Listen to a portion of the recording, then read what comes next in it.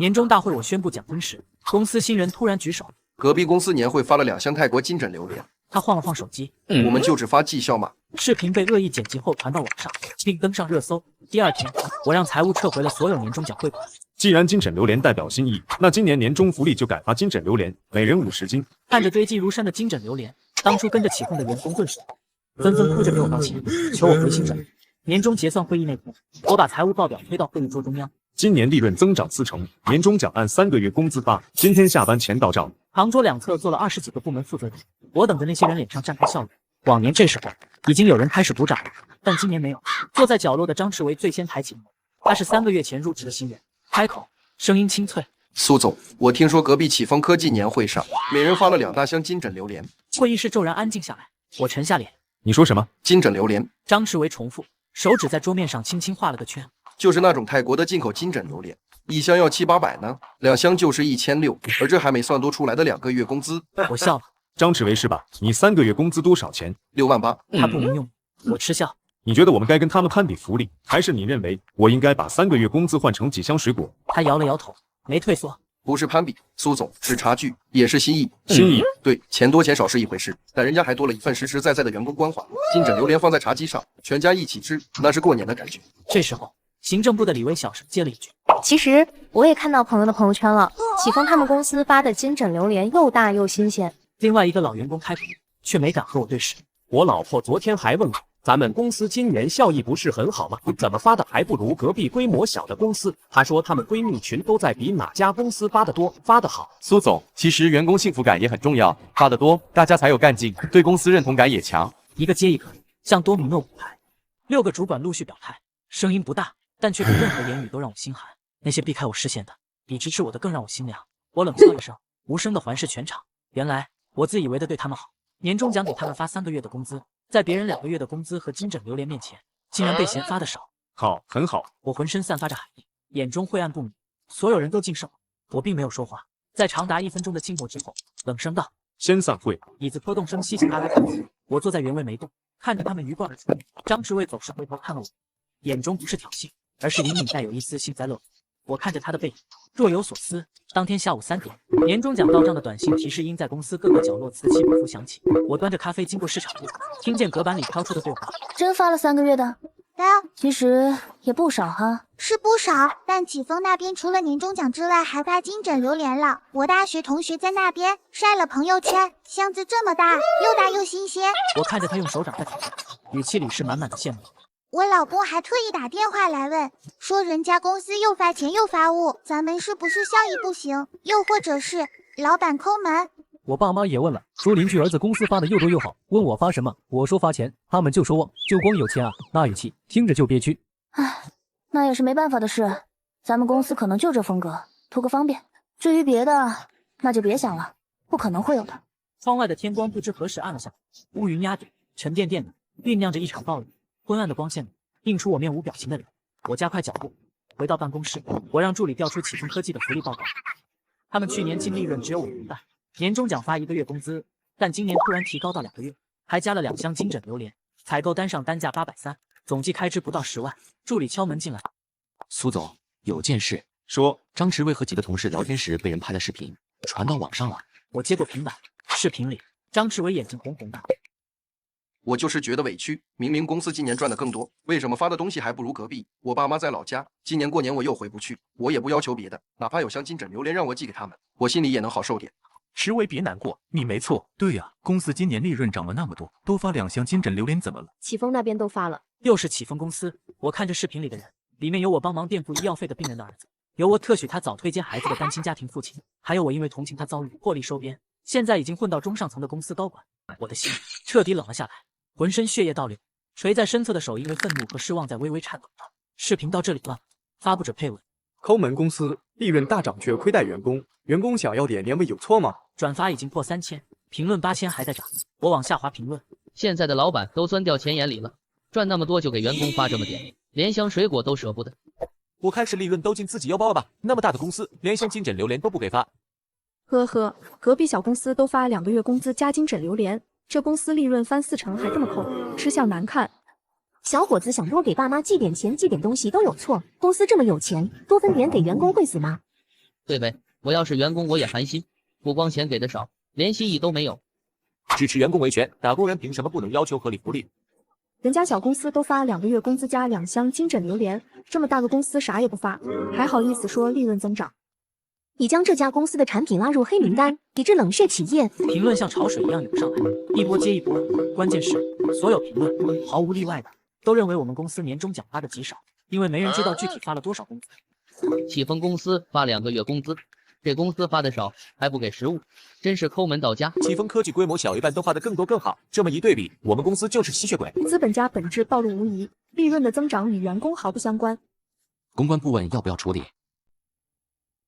怎么处理？现在公布具体数字，网友会信吗？他们只会说我们迫于舆论压力才编造的这个数字，或者反过来质问为什么利润增长40%只发3个月，而那些跟着起哄的员工会站出来帮公司澄清吗？助理不说话了，苏总起身走到窗前。今年最后一次董事会在下周，他本来准备汇报利润增长，然后提议给管理层加薪，现在不用了。回到办公室，苏总看着公关部做的舆情报告，视频转发量已经破万，冷血资本家视频上了本地热搜第7，评论区开始发公司历史。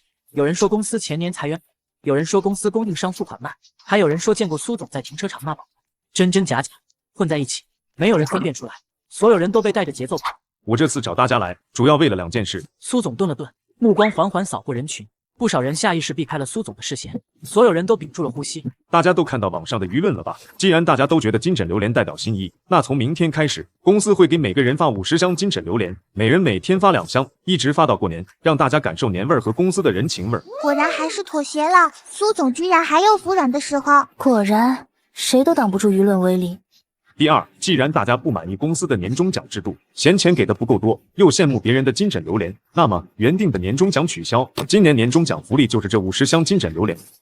死寂，所有人都愣住，半天没有人说话，难以置信、震惊、慌乱、后悔，种种情绪在那一张张僵硬的脸上出现。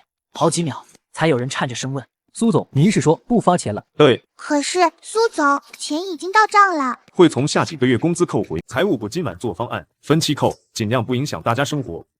苏总，这不妥吧？3个月工资对有些同事是什么？不是你们说的吗？觉得咱们公司发的年终奖少，还不如启丰公司。现在我听取你们的建议，不好吗？张弛维，你满意了吗？整个会议室的人都看他，他手指绞在一起，关节泛白。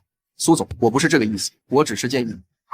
建议很好，公司采纳了。明天金枕榴莲到货，你负责分发，市场部牵头，做个暖心宣传活动，文案就写今年过年我们不要钱，只要高级甜。我房贷怎么办？3个月工资啊，我车贷下个月就要还了。我答应给孩子报寒假班的，这可怎么办？我妈住院的押金还差2万。苏总，您再考虑考虑，我们不能没有年终奖，我弟弟的学费。他支支吾吾说不出来话。刚才在会上，你不是说员工幸福感也很重要，发点食物对公司形象好吗？他噎住了。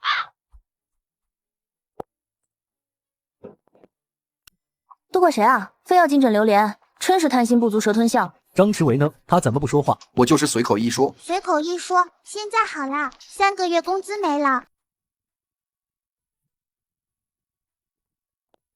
苏总，真发啊？发。那还做宣传吗？做。下午3点，公司官方号发了推送，配文：今年过年我们不要钱，只要高级甜。评论炸得更厉害。良心公司，这才叫温暖。等等，我刚听我舅舅家的儿子说，他们公司年终奖是3个月的工资，比启丰科技还要高哎。真的假的？3个月多出1个月的工资，那可比金枕榴莲有用多了。对啊，也懂话，所以他们现在年终奖没了，用3个月工资换50箱水果。原来发了3个月工资，这不算少了啊。那些员工也太贪心了，还嫌不够多，被剪辑的视频骗了，以为工资1毛不拔，结果人家发了3个月呢。所以现在员工满意了，金枕榴莲到手了。张弛维呢？现在怎么不说话了？公司内部的气氛更沉闷，陆续有人来敲我办公室的门。第一个人说他年轻不懂事，被带了节奏，不应该如此贪心，求着我再给一次机会，家里房贷还等着还。第二个小姑娘说自己就是嘴快，其实心里对公司感激的很。接着是第3个、第4个，公司决定已经做出，不会更改。至于工作表现，人事部门会按常规进行季度评估。看着他们失魂落魄的离开，背影和昨天在会议室里起哄时的亢奋判若两人。我老公昨晚跟我吵到半夜，说我不该在会上多嘴。现在好了，3个月工资没了。我也是，我妈打电话骂我说人家要金枕榴莲，你跟着起什么哄？张弛维今天没来上班。来了，在仓库分金枕榴莲呢，没人帮他，他自己一个人搬了一上午。活该，要不是他。分发顺利吗？还好。我点点头，走过去，走了几步回头，他还站在原地，手撑着搬运车，肩膀塌着。苏总，原公司下拉了个群，叫金枕榴莲受害者联盟，300多人，快加满了，都在骂张弛维。骂什么？说他不光贪心，还装可怜，把大家都骗了，还害大家丢了3个月工资，说他是商业间谍，故意搞垮公司。还有人说要联名要求开除他。知道了。对了，网上现在也开始骂张弛维了，有人发了咱们公司内部爆料，说年终奖真没了，现在大家都在怪他。我打开网页，果然那条冷血资本家的热搜下面新涌出一批评论。最新消息，这家公司真的取消年终奖，只发金枕榴莲了。张弛维满意了，你的新一害同事损失几万块。现在知道什么叫搬石头砸自己脚了吧？要我说，这是感觉不对劲啊！普通员工哪敢跟老板这么刚？怕不是对家派来的。张弛维出来走2步，你的金枕榴莲香吗？苏总，您让查的监控有结果了，前天茶水间拍视频的人找到了。起诉书是3天后送达的。张弛维收到法院传票时正在分金枕榴莲，行政部说很多人没领，仓库堆不下了，让他想办法处理。他拆开一箱，用保鲜盒分装，挨个工位送。不用了，张先生，我吃不起这么贵的水果。放那儿吧。3个月工资换这破玩意儿，我可真谢谢他了。苏总，您的。张弛维，传票收到了吗？律师找了吗？找了，但我没钱付律师费。公司有法律援助，你可以申请。他终于转过身看我，3天，他瘦了1圈，针织衫领口松垮垮的。苏总，您到底想干什么？维护公司权益。我说了，视频不是我拍的。但你说了那些话。我打开金枕榴莲盒子，金灿灿的果肉，透着臭味。你当着全公司的面说发钱没新意，说要金枕榴莲才有年味，你煽动情绪。我只是提建议。建议。张弛维，你知道因为你这个建议，公司损失多少吗？他咬着嘴唇不说话。我报了个数字，7位数。我赔不起。我知道，所以官司你要输，输了你会被列入失信名单，不能坐高铁，不能贷款，找不到正经工作。你父母在老家会被人指指点点，看那就是非要金枕榴莲那家的儿子。但有个办法，告诉我谁让你这么做的？没人让我。张弛维，你3个月前入职，简历完美，面试满分，第1个月就拿下2个沉默跟了半年没拿下的客户，第2个月提议年会改形式，省了20万预算，第3个月年终会上，你当着所有高管的面要金枕榴莲。你不是提建议，你是冲着搞垮公司来的。我不。启丰科技给了你多少报酬？还是承诺你等我们垮了给你职位？没有证据的话，我可以告你诽谤。证据我有。你入职第2周报销了一笔招待费3700，餐厅发票是真的，但那天餐厅监控显示和你吃饭的人是启丰的副总。第3个月，你提交的市场分析报告里有2/3数据和启丰内部流出的版本一致，还有你手机里有个加密相册，昨天被我们技术部破解了，里面是你和启丰人事总监的聊天记录，关于任务完成后的入职安排。你们破解我手机？公司配的手机条款你签过字，公司有权监控工作用途。他们要上市了。启丰？对，就是启丰，他们下个月就要提交上市申请，急着抢市场份额，所以他们就把主意打到我们公司头上了。是，你们是他们最大的竞争对手，挡了他们的路，他们想尽办法要搞垮你们，所以他们派你来当内应，潜伏在公司搞破坏。不是派，真的不是派，苏总，是交易，只是一场各取所需的交易。交易？什么交易能让你背叛公司，铤而走险？我妈去年查出重病，要做大型手术，手术费要60万。60万，你凑不够。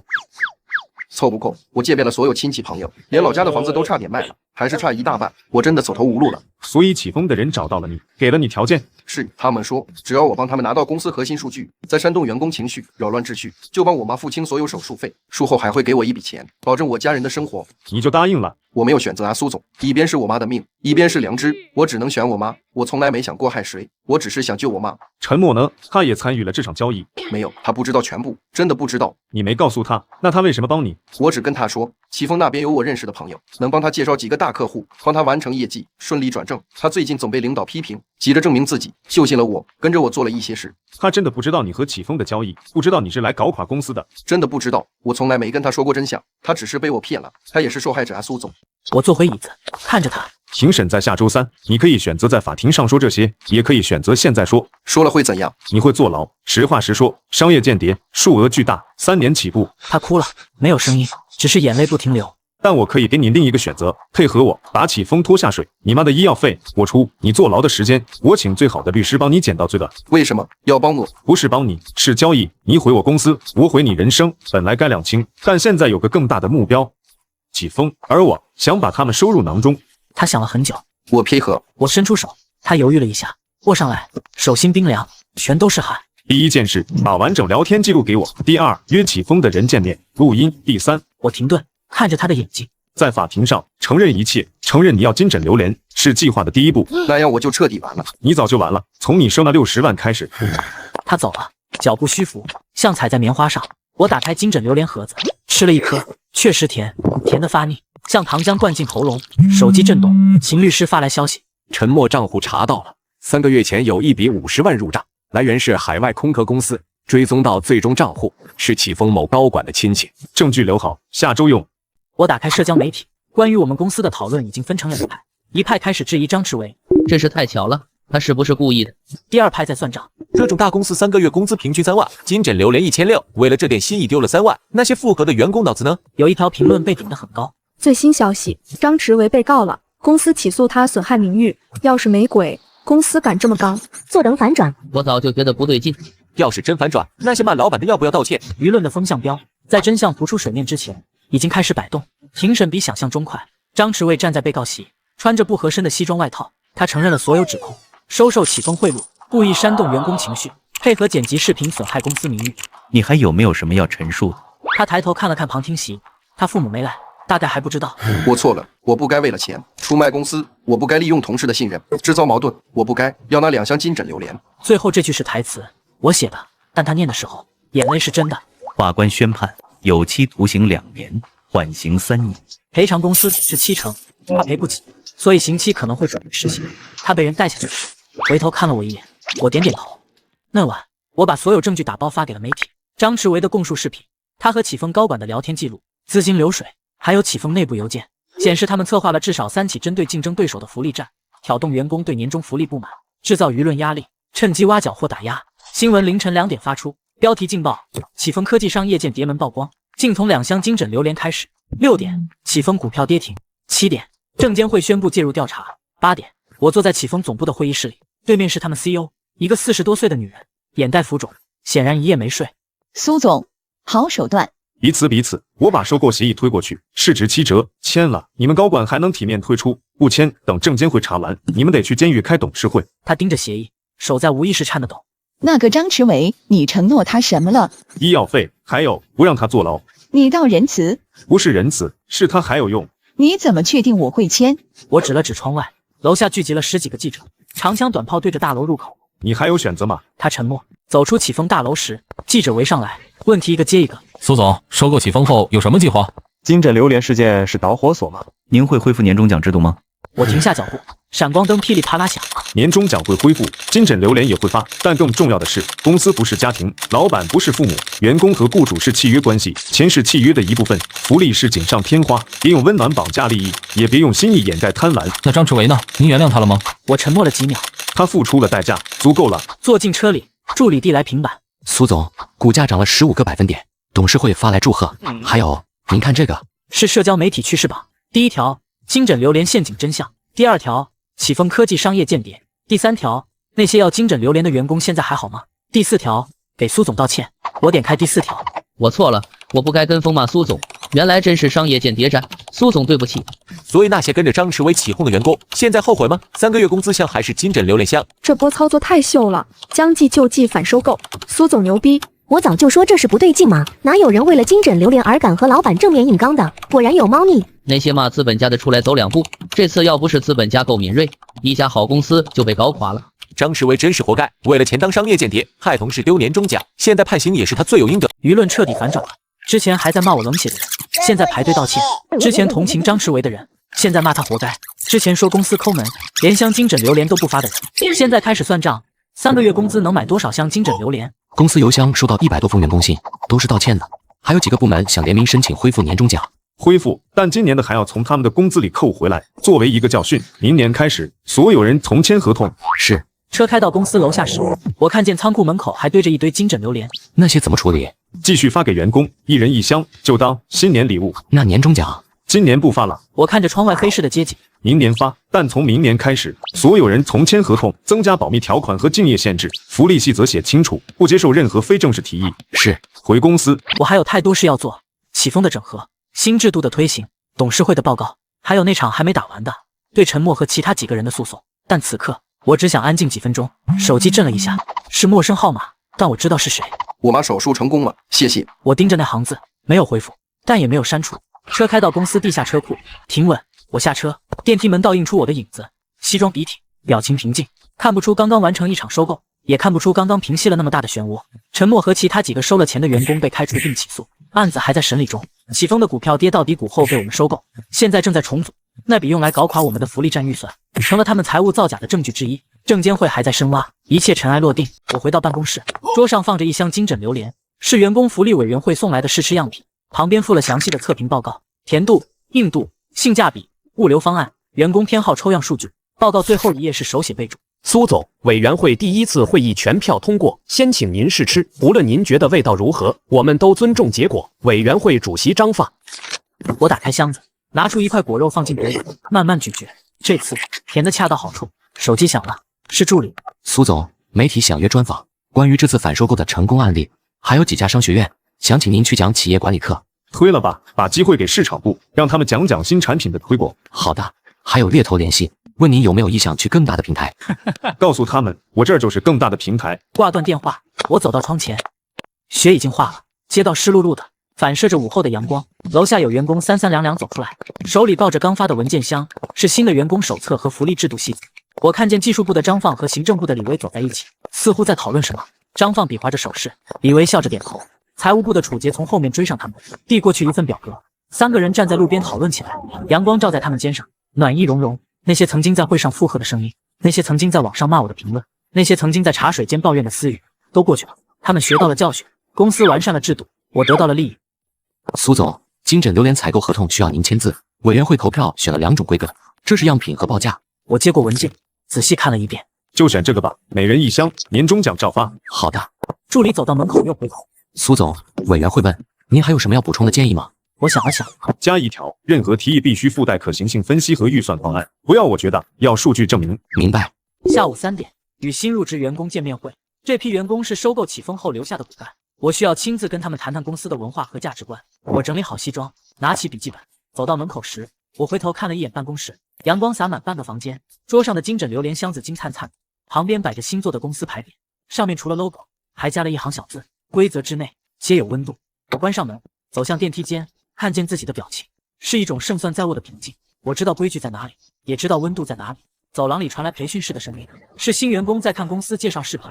我听见自己的声音从里面传出来，是前几天录的。公司不是家庭，但可以是团队；老板不是父母，但可以是领袖。钱是契约，福利是心意，但一切都要在规则和公平的前提下。1楼到了，门开时，大厅里阳光正好，室外阳光明媚，积雪消融后的空气清冽干净。手机震了一下，是一条新闻推送：启丰商业间谍案主犯被判刑，证监会加大对企业不正当竞争监管力度。我关掉推送，抬头看向天空，很蓝，没有一丝云。我走向停车场，脚步踏实，前方还有太多事要做。新产品的上市，新制度的完善，新团队的融合。但此刻我心里很清楚，我们已经建立了一个系统，一个能让好人安心做事，让规则守护善良，让温度不必以愚蠢为代价的系统。这就够了。我望向远处，城市的天际线轮廓分明，耀日给高楼镀上了一层暗淡的金边。明天太阳照常升起，过往也终会淡去。